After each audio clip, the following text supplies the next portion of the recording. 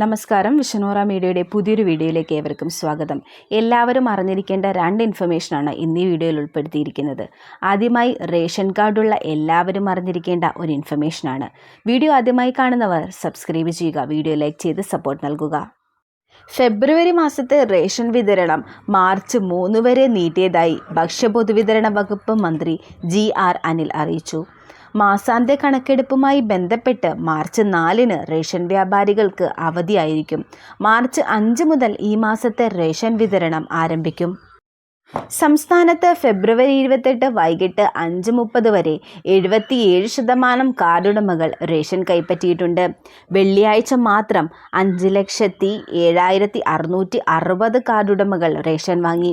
ഫെബ്രുവരിയിൽ റേഷൻ കൈപ്പറ്റാനുള്ള എല്ലാ ration കാർഡുടമകളും March 3-നകം വിഹിതം കൈപ്പറ്റണമെന്ന് മന്ത്രി അറിയിച്ചു.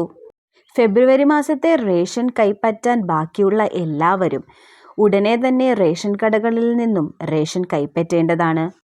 മറ്റൊരു ഇൻഫർമേഷൻ മോട്ടോർ വാഹന വകുപ്പുമായി ബന്ധപ്പെട്ടതാണ്.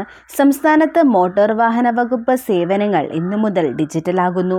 ഇതിനാൽ പ്രധാന രേഖകളെല്ലാം ഇനി മുതൽ ഡിജിറ്റലായി സൂക്ഷിച്ചാൽ മതിയാകും. Registration, insurance, fitness, licence, pollution permit എന്നിവയെല്ലാം ഇത് ബാധകമാണ്.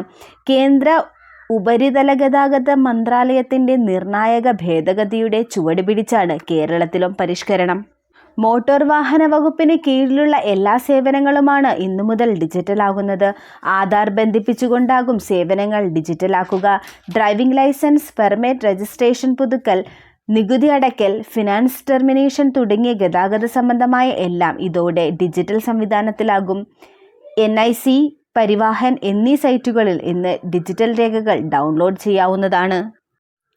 ഏത് അപേക്ഷ സമർപ്പിച്ചാലും ഉടമയുടെ ആധാറുമായി ബന്ധിപ്പിച്ച മൊബൈൽ ഫോണിലേക്ക് സന്ദേശം ലഭിക്കും.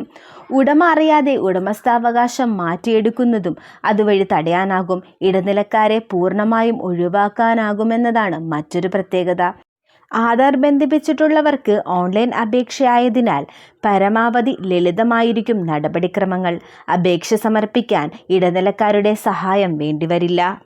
സംസ്ഥാനത്ത് ഇന്നു മുതൽ രജിസ്റ്റർ ചെയ്യുന്ന വാഹനങ്ങൾക്ക് രജിസ്ട്രേഷൻ സർട്ടിഫിക്കറ്റ് പ്രിന്റ് ചെയ്ത് നൽകില്ലെന്നും ഡിജിറ്റൽ രൂപത്തിലുള്ള RC ആയിരിക്കും നൽകുന്നതെന്നും മോട്ടോർ വാഹന വകുപ്പ് അറിയിച്ചിട്ടുണ്ട്. ഇതുപോലുള്ള ഇൻഫർമേറ്റീവായ വീഡിയോകൾക്കായി മറക്കാതെ ചാനൽ സബ്സ്ക്രൈബ് ചെയ്യുക. മറ്റൊരു ഇൻഫർമേഷൻ വീഡിയോയുമായി കാണാം. നന്ദി, നമസ്കാരം.